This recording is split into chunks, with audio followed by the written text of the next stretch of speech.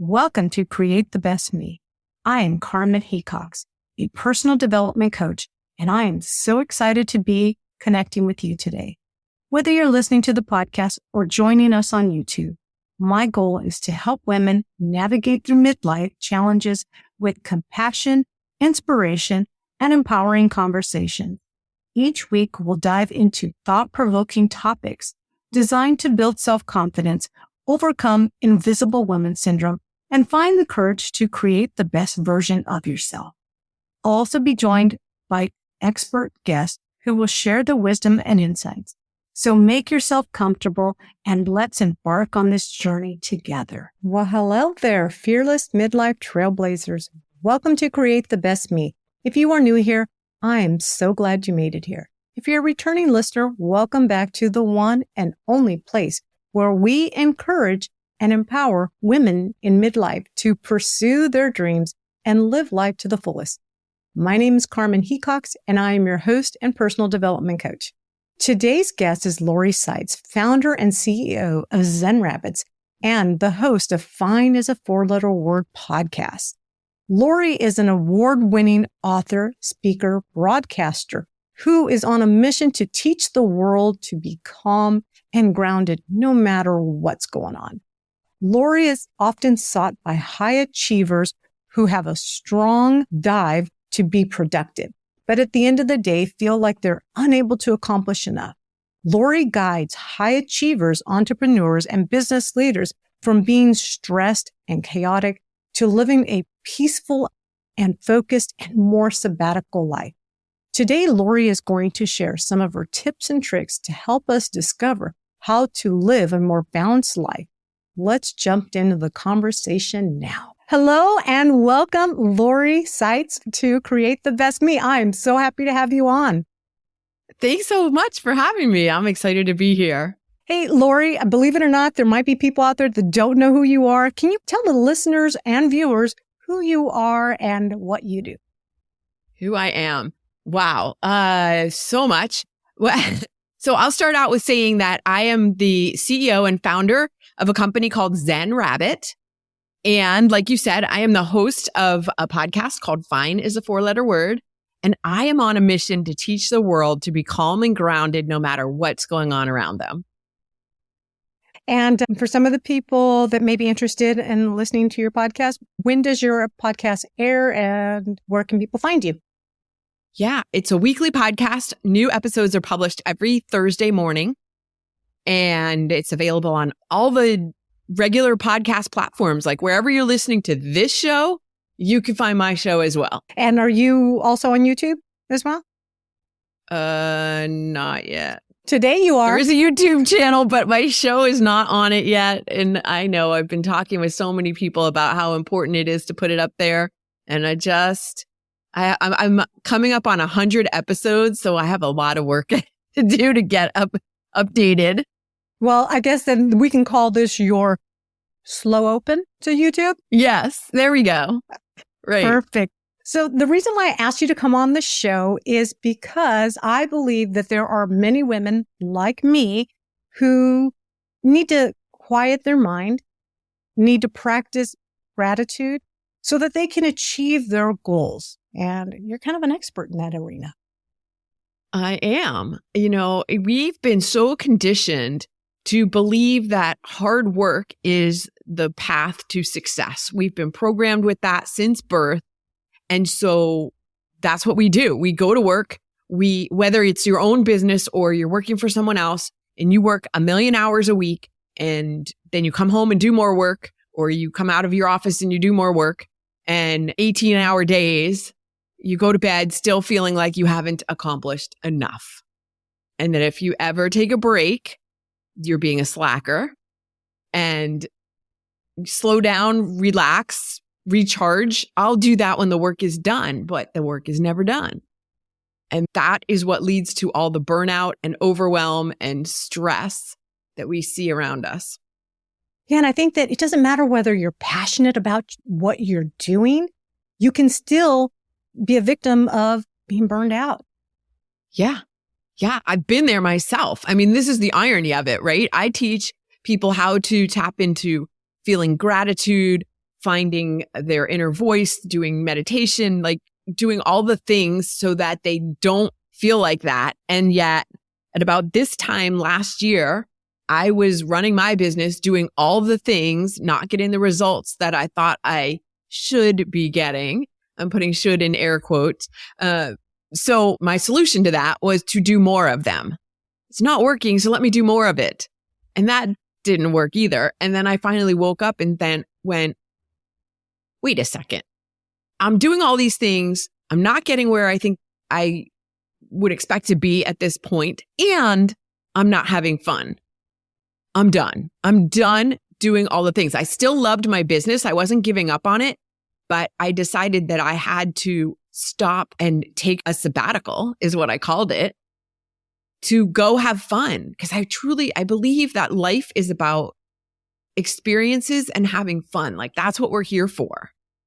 Yeah, it's a balance. You have to work, but you also have to incorporate playing per se.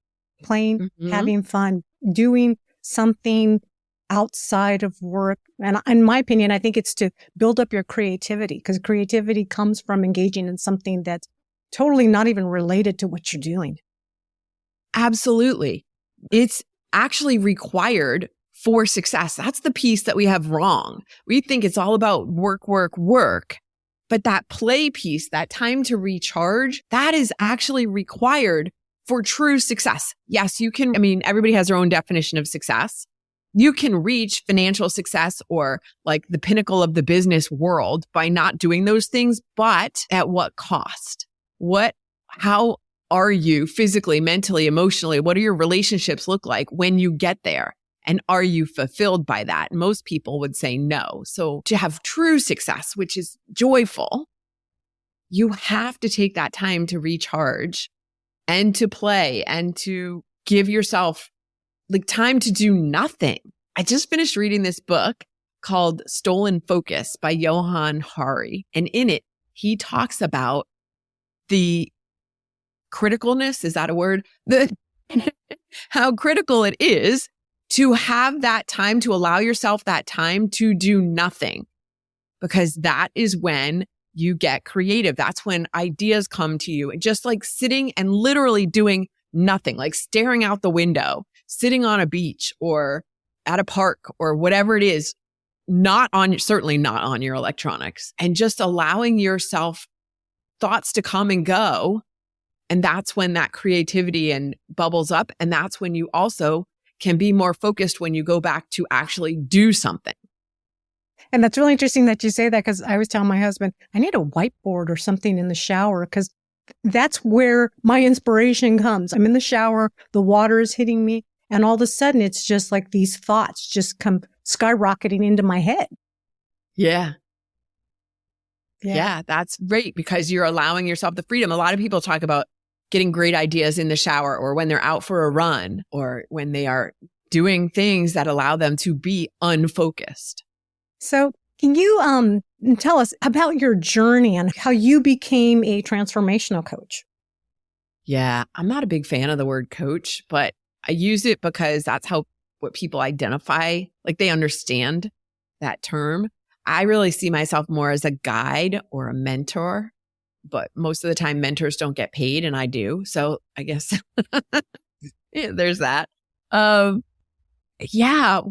where did it start? So as an entrepreneurial journey, let me back up. So my mom took my brother and me to a meditation course when I was 10 years old. It was really a gift. That course is now known as the Silva Method, and it's taught by Mind Valley. I mention it because Vishen Lakhiani is the founder of Mind Valley. And interestingly enough, his introduction to meditation was also the Silva Method when he was a kid. So now his organization is the one that teaches the Silva Method.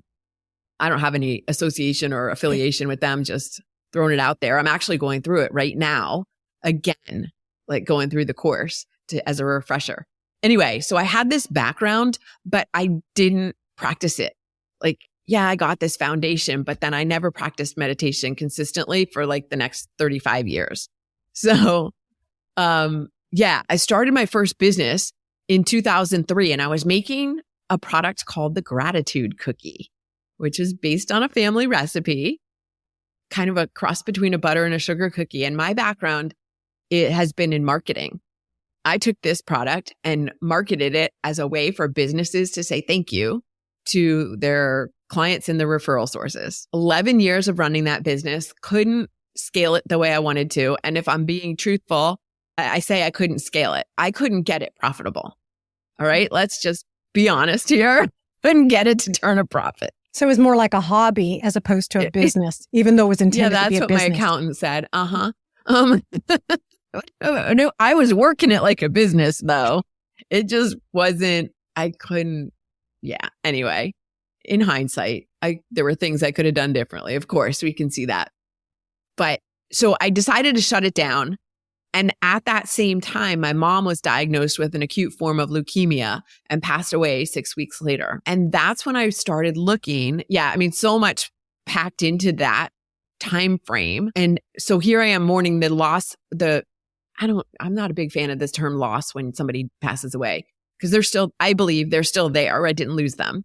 But mourning the death of my business and my mom at the same time. And asking myself, do I want to live the next 20 years the same way I've lived the last 20? And, not that the last 20 were terrible. They were fine. And now you see where the name comes from for my show and my program. Everything was fine. When everything is fine, it's so hard to make a change. Why change it? Why change it? It's working. It's sort of working. It's not working. But it's not, I don't feel passion for it, or I'm not super excited to jump out of bed every morning and get into my day. There was a lot that wasn't working. So then the next question is, what am I going to do differently? Yeah. And so a few years after that, what I decided I was going to do differently was leave my marriage after 22 years. And and almost 20, I think it was like 28 years together. So most of my adult life with this person who was fine. Like, he's an amazing human. I have nothing bad to say about him, and he would say nothing bad about me. And all of our friends are still friends with each other. And but the relationship was not serving either one of us anymore. It was fine. That's it. It was just fine. Yeah. Yeah. And so that's really been my journey around. So I shut down that business. I started another business teaching networking strategies to quiet people, because that's what I had to learn when I started the first business of how do you walk into a room full of people in a networking situation at a conference or wherever and start conversations with people that you don't know. It's very intimidating for some people, including it was for me. And I know there's a lot of other people who feel that way. So I was teaching that, then pandemic, nobody's going anywhere. And that's when I transitioned into teaching or sharing or doing what I'm doing now, which is helping people find calmness and groundedness, no matter what's going on around them, as well as finding what really lights them up. And I think that's really important, especially in today's world, because we have so many things coming at us, so many overdue to-do lists that we need to get to, and so many goals that we have planned for ourselves, and we just haven't gotten to them just yet because there's just so much coming at us. And I think that it's important to be able to quiet ourselves down and be able to focus on those things that make us not just fine, but better than fine. Right. And it's a matter of making time for them. And this is why in the first part of my course, the F Being Fine course, we dive into what are your core values and do those values match what's on your calendar? For example, if you say family is one of your top values, but you don't make any time to spend time with them, there's a disconnect. Yeah, they're just there and you're claiming them, but you're not really embracing the joy of having them. Well, you're not putting your, what's that phrase? Putting your money where your mouth is. That's an odd phrase now that I'm saying it and thinking about it. But you're not doing what you say is important to you. You're not giving it, you say it's a top value, but you're not actually giving it value in your daily life. That's kind of more like up on the shelf collecting dust. Right. Right. Did you ever hear that story there's a story about a professor who was teaching a class about priorities, or he was teaching a lesson on priorities, and he took the rocks in a glass jar and asked them like what rocks, different size rocks, all the way down to sand. And he started putting the biggest rocks in first, and then some smaller rocks, and then some pebbles, and then some sand. But if he had started with the sand, there wouldn't have been any room for the bigger rocks. Like you have to start with those big rocks, those top values, and put those into your life first. Otherwise, there's no room for them. Yeah.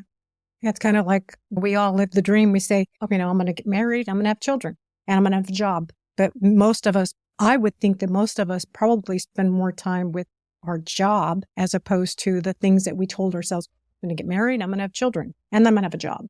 But the job suddenly becomes top priority because we say that the job is going to bring me money to take care of my family. The job is going to provide me the opportunity to have a home, to have things for my family.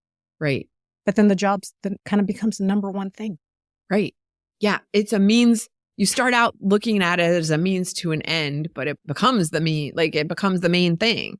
Yeah. And I think it's not just women that do that. I think that men do that just as much because we look at a lot of people with high divorce rates. Right. And I don't think it's only people who have a job, even entrepreneurs, business owners, same thing. The business becomes the priority. And that's when relationships start falling apart. And I can look at when I was running that first business, I did that. And that certainly did not help my marriage. So, yeah. I think we think if I can just reach this level or if I just get this one thing done, then I can go reward myself with my family. Yeah. Or my husband. If I just do this, just let me accomplish this one more thing. Mm-hmm. Ooh, girl, you're talking to me.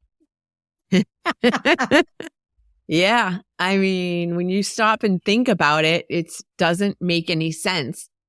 And when you go back to what we were talking about at the beginning, it's not actually helping you be more successful. It's taking away because you're not allowing yourself to do the thing that fuels you. So you're always going to be depleted.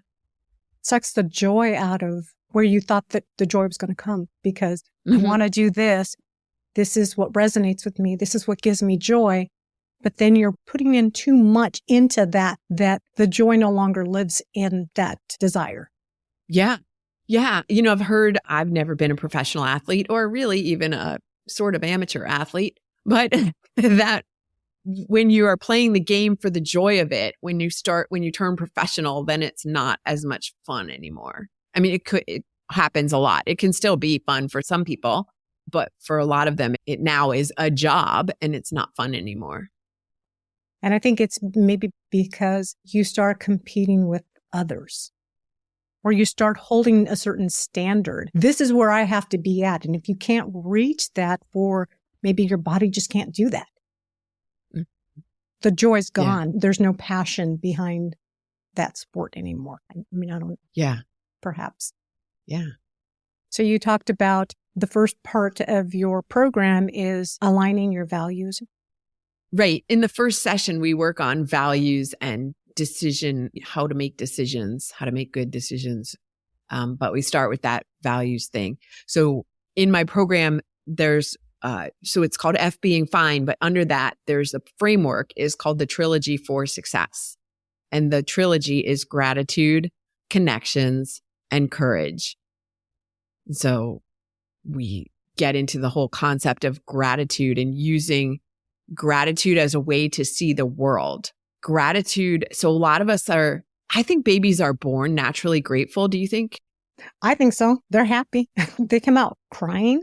But when you look at them, they giggle, they smile. Yeah. Yeah. I think we're born naturally grateful, but society takes that away from us or conditions it out of us because then we come into a world that teaches us to pay attention to distractions and everything that is screaming for your attention, which tends to be negative, complaining, criticizing, distracting you from who you truly are. And so the truth is, what you focus on, you will get more of. So when you are focused on complaints and criticism, you will attract more of that to you. That's energetically how we work. That's science.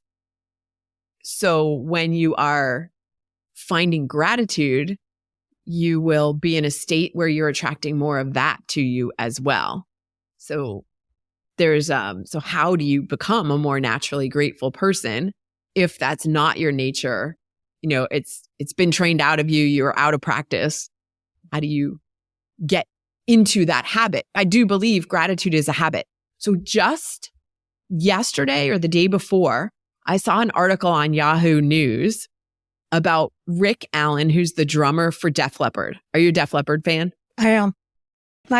So I didn't know that he had been attacked in like a personal assault in Fort Lauderdale, Florida in March. Oh. But the article was about it was about the attack and how he's recovered and he wasn't badly hurt, but he says in the article, he immediately went to gratitude and was thankful for his family and for his higher power. And I forget, he might have called it God, but he immediately went to gratitude. That means he's been practicing gratitude, because when something like that happens, typically somebody will go to anger, retaliation, or maybe why did this happen to me? You have to be trained to find gratitude in your regular life to go to gratitude in a situation like that. So I admire him for that. Yeah. And I don't know if you remember this, because you and I are about pretty close to the same age. Yeah. Rick Allen, he was already with Def Leppard, and then he had that tragic accident in which he lost his arm. And so I think that had he not already been practicing gratitude, we wouldn't even be talking about him today, because you and I were probably 9 or 10 years old when that happened. You know what? No, this is interesting. He's pretty close to our age. I didn't realize that. The article said, so he's 59. You're kidding me. Because my girlfriend, Dr. Jen, she interviewed him. And for some reason, I was thinking that Rick Allen was a little older. I didn't know that he was. I did too. But this article, I'm pretty sure it said he was 59. And I was like, wait, what? I didn't realize he was that close in age. But maybe. Anyway, Wow. Yes. So he's already been through many experiences that would have put him in that mindset. But again, not everybody adopts it. It's available to everybody, but not everybody goes there. Yeah. But I think it has a lot to do with his wife, Lauren, because Lauren is a massage therapist and there's a lot of peace to her. Yeah. And I know that she helped him through that healing. That's kind of how they met. And so I think also, one, he practiced gratitude, but it was also, he had a support system that helped him adopt that gratitude, or maybe bring him back to gratitude. Yeah, he mentioned her too. So I'm pretty sure you're right. Yeah. And that's often how it is too, though. Somebody in a relationship, whether it's a partner or a friend or somebody, brings this into somebody else's awareness. And so that's part of what I'm doing, is bringing this into people's awareness of how can you be more grateful. And so one of the things that I teach my clients is this exercise called the But I'm Grateful For exercise. And I don't know where I picked it up, but everybody's attributing it to me now. So I'm cool with that. So here's what it is. Next time you catch yourself complaining or criticizing, and you will, because we're human, like it's part of what we do. Don't beat yourself up for it. Just catch yourself and say, but I'm grateful for, but I'm grateful for. And it doesn't even have to be related to the thing that you're complaining about. Like, I'm stuck in traffic, I'm going to be late. But I'm grateful I had a really good cup of tea this morning. Like, it doesn't have to be, but I'm grateful I'll get there safely. It doesn't have to be related to the complaint. It's just a way of shifting your energy and your mind space. Grateful for the little things, because like you talked about, all the little pebbles stack up to the big rocks in that container analogy that you used. Yep. Yeah. So yeah, that's the gratitude piece. Perfect. And so then what comes next? The second pillar is that connection, and where we talk about connection to your family, your friends, your community. Most importantly, though, the connection to your inner voice, the connection to yourself and your inner voice, and creating a space to be able to hear it, because we are so distracted by all these outer voices in, again, same people you want to be connected to, potentially family, friends, community, and then traditional media, social media, all of these outside influences telling you what to do, who you should be, what they want you to be, and you start losing connection to yourself. And that's where you most feel, oh yeah, everything's fine, but it's fine, but there's this undercurrent of suck. And you're kind of like, I don't know where that's coming from or what to do about it. It's coming primarily from the fact that you have not been listening to your own inner voice. And that can be called intuition. You can call it whatever you want, but it's about making space for it. And that requires some quiet time. And a lot of people are really uncomfortable with quiet time. And so how does someone adopt quiet time into their life? Because it is an eerie feeling to be quiet. Yeah. Yeah. It's about being intentional, about making the time. And it doesn't have to be necessarily like silent time. Because, I talk about meditation a lot, and I teach people, and I create meditations. And a lot of times I hear from people that, I tried meditation. I'm not good at it. I can't quiet the thoughts in my head. I can't make them stop. That is not required for meditation. So when we say getting quiet, it doesn't mean that all the thoughts are going to just magically disappear from your head, because not a lot of people can do that. So even people who've been meditating for years, thoughts are going to come and go. That's part of why it's called a practice, and it's part of the practice. Oh, a thought, it's coming through my head. I see it. I'm going to just let it go, or I'm going to follow it. And then I'm going to come back to my breath, or I'm going to come back to the sound of the meditation teacher's voice, or the sound of the music, the meditation music I'm listening to, which are all valid ways of doing a meditation. Again, people think that meditation is sitting on a mat, cross-legged for an hour at a time in an ashram setting and just sitting still and not thinking about anything. And yeah, that's a form of meditation, but there are so many others, and it's a matter of finding what works for you. Just like everybody has their favorite type of coffee or their favorite type of tea, find what works for you. And so I help clients do that, like figure out, what is it? Is it maybe it's walking in nature and without your electronics? Okay. So again, that's a distracting thing. Can you put your phone down for 5 or 10 minutes and sit and listen to, there's an app I love. It's called Insight Timer, and it's free. You can download it. Hundreds of thousands of meditations. So you can find guided or just music or bells or whatever you want to listen to. Or you could not take your phone and you can just go walk in nature. What if you live in an urban area? Just go out and walk and pay attention to the sounds that you're hearing. It's about getting in touch with your senses and allowing things to come in and go out. So it's not completely clearing your mind, but you're creating a pathway. Wayne Dyer, I love this quote. Wayne Dyer had said that prayer is us talking to God and intuition is God talking to us. I believe in that. Yeah. The only way you really hear that intuition or those messages or whatever is to allow yourself the space to not always be plugged in, to not always be in front of Netflix, to not always be running from one thing to another. And and I think some people also may be reluctant to do this because they feel that doing this disconnects them from their higher power or their belief system.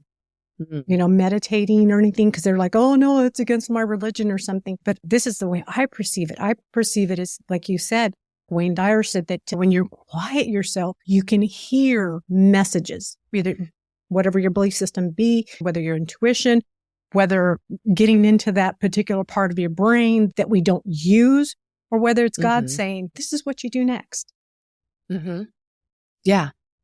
And it doesn't really matter what that is. Like, is it God talking to me? Is it my own voice talking to me? Where is this message coming from? I don't think it matters. The fact is you're getting a message, and whether you think you're making it up in your head or it's coming from God or your higher power or the universe, whatever you want, whatever term you'd like to use, it doesn't matter. I believe it's all the same source. And as far as against your religion, every religion believes that we have a higher power. How do we connect with that higher power? In many religions, it's through prayer. How does a higher power connect with you? It's about getting quiet, like we just said. I don't see meditation in opposition to religion in any way. I think most religions have some form of meditation, whether they call it that or not is different, but it exists. Why do you have the Sabbath in many religions? And it's a day, traditionally, it's a day to rest, put away your phones, pay attention to your community, to your family, to your God. And so meditation is just a form of being able to do that on a daily basis. I think it's sort of, I don't practice meditation. I feel like I do need to, but I think it's sort of like, kind of like taking a shower. It's cleansing, it's refreshing. If you do it, I think that we may realize that a lot of the unknown or a lot of the things that we're seeking answers for, we have them, but we just haven't quieted ourselves down to be able to listen to our own self or whatever your belief is that gives you the answers that you're seeking. Absolutely. 100% agree with that. So you said you're not good at meditation, or you feel like you should be practicing it. Why do you say that? Well, because I'll admit it. I have adult ADD, adult attention deficit disorder. And so I constantly have things running in my head.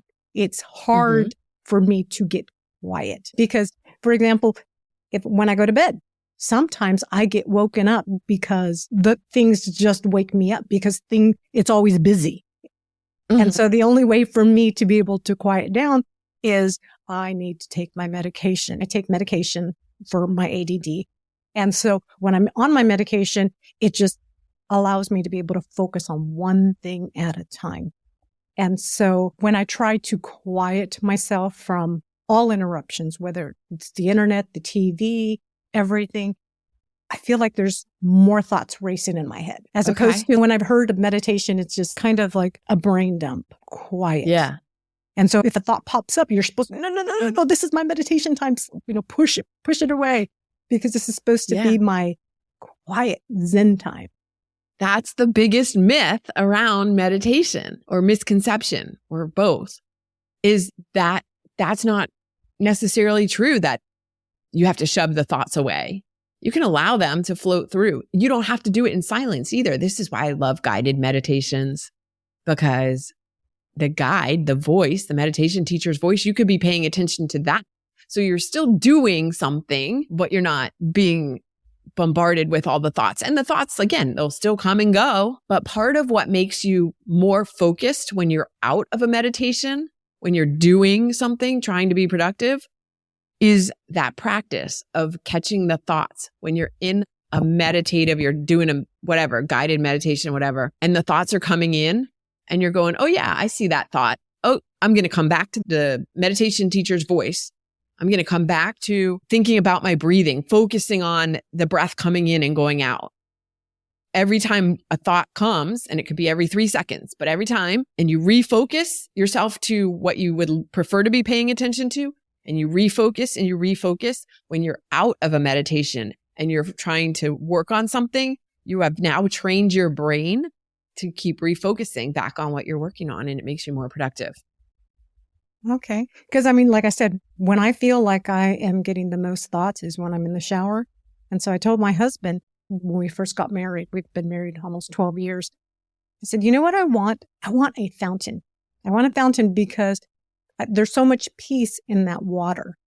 Yeah. Because I get thoughts when I hear water, and I feel like I'm robbing myself because I can only get those thoughts in the shower, and I'm in California. We're supposed to conserve water. And so I said, so can you find me a fountain so that when I feel stressed, I can just go outside and listen to my fountain? Because I just feel like my shoulders are up here. And then I go outside and I listen to the fountain, and all of a sudden they drop, and I can come back inside and face whatever it was that had my shoulders up against my ears. Okay. So do you not consider that a form of meditation? I guess I never did. Well, look at that. Yeah. Have you ever tried breath work?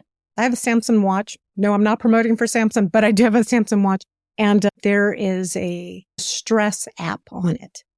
And so this week, what I've been doing is measuring my stress level. And what I noticed is, because I was kind of displeased earlier this week because I saw that I was in the yellow, because it's got green, yellow, red.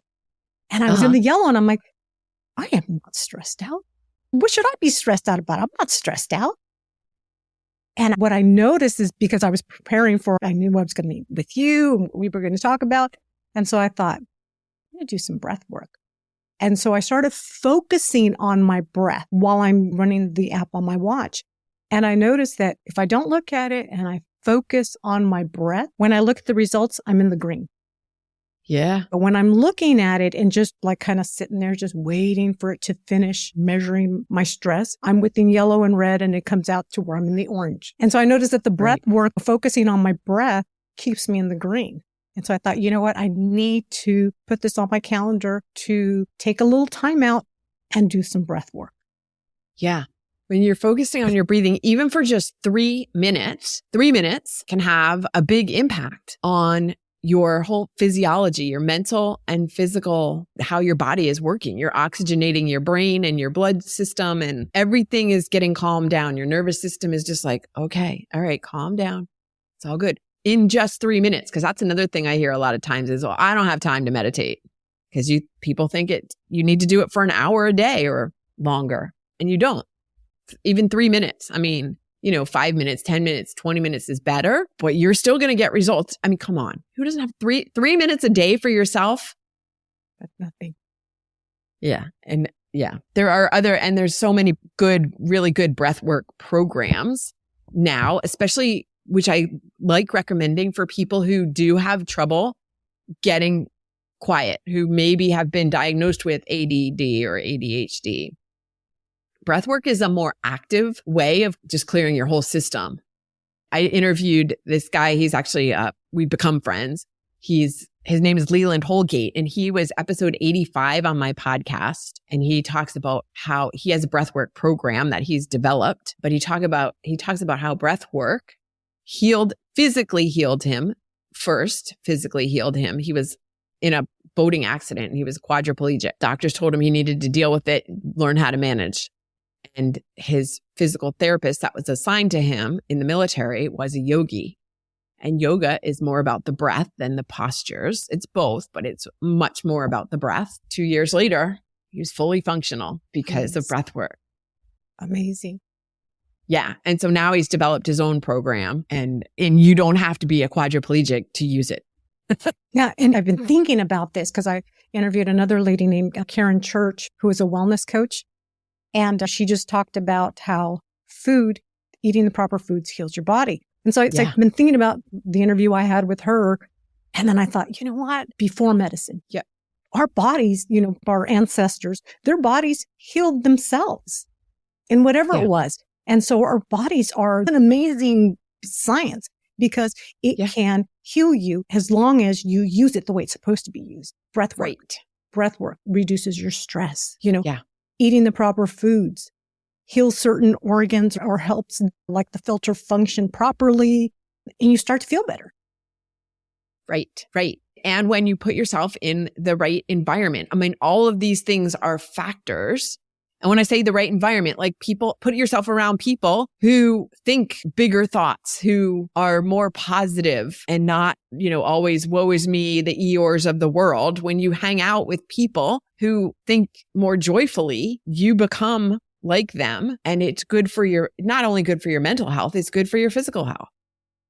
That's a community, an inspiring community that you can lean on, because maybe today I don't feel good, but I could say, hey, Lori, let's chat. And then you're talking about all this good stuff. And because you and I have spoken and you've given me all this good stuff that's happened, your positive energy, at least in my thoughts, would come to me. And all of a sudden, I'm feeling good again, even though I had a situation that didn't make me feel good. But you're part of my community. And so it's become infectious.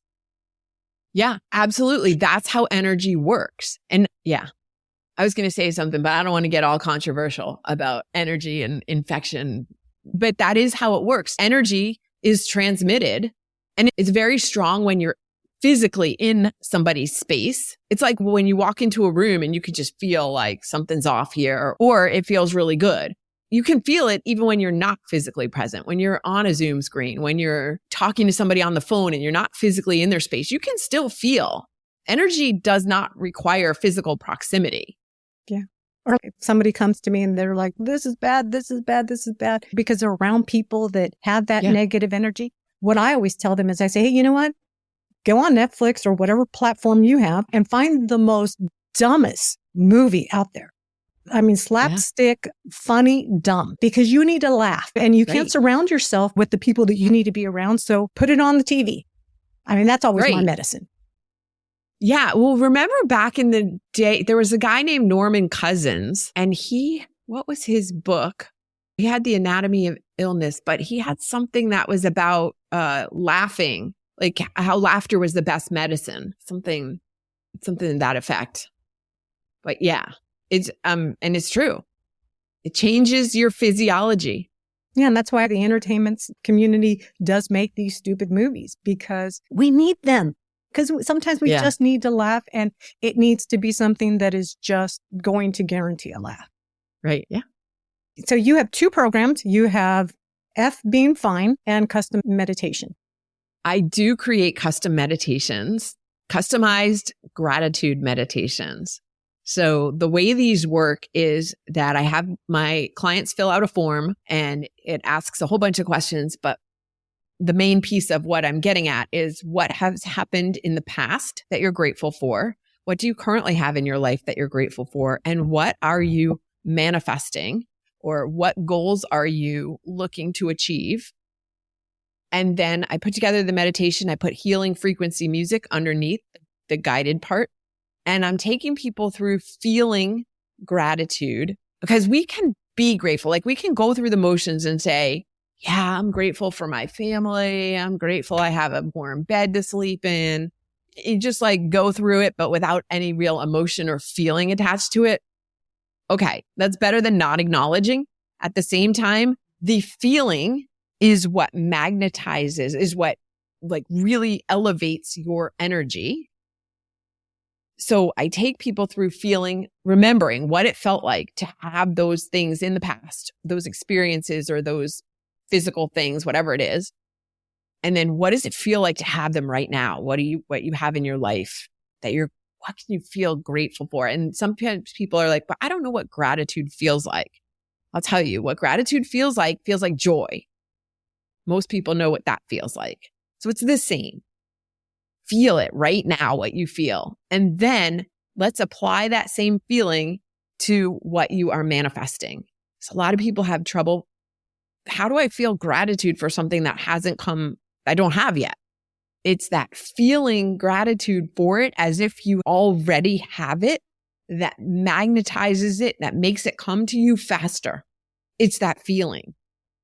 That sounds kind of crazy. And again, there's science behind how this works. It is not made up magic. So that's your customized meditation. Yeah, the customized gratitude meditations. And then I also have recently, I mentioned the networking program. So now that everybody's back out at events and stuff again, I revised and re-released the networking program. So that starts with a book, and that's also available on my website, called How to Feel Comfortable, Confident, and Courageous at Networking Events. And I think a lot of us need that, especially because we've been kind of locked up for, what was it? Almost, depending on what part of the country couple years. 3 years. Yeah. I'm in California. We're barely now going out and taking off our mask. And some people are still kind of scared. And so I think that's important, your program. Right. So yeah, $7 book available on the website under the networking tab. That's cheap. Yeah, That's cheap. it is. There's so much value in a low ticket item. Uh-huh. Yeah. Yeah. So that's where, zenrabbit.com is my website. That's where people can find me, find all the things. I also have a free PDF download, the 5 easy ways to start living a sabbatical life. And you would know because you just did it. Yep. Yeah. Any future projects coming up? I always have future projects going on. I've got a program coming out very soon, like next week, maybe. It's called Staying Calm in Chaos. It's an audio program. So it's not a like group. It's a do it on your own. All right.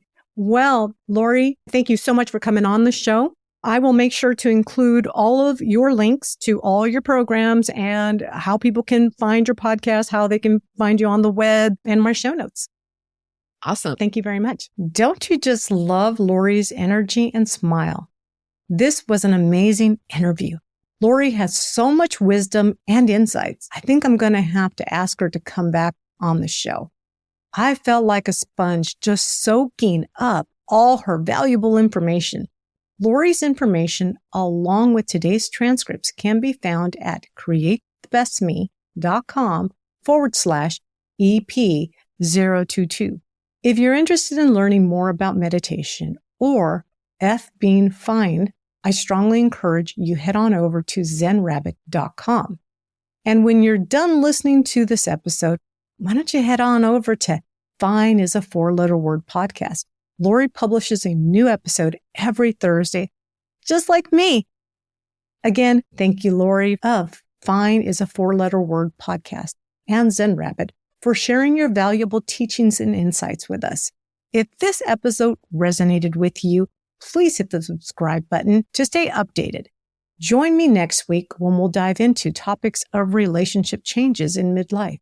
This episode is packed with actionable steps, so be sure not to miss it. Until next time, keep dreaming big, take care of yourself, and remember you are beautiful, strong, and capable of creating the best version of yourself.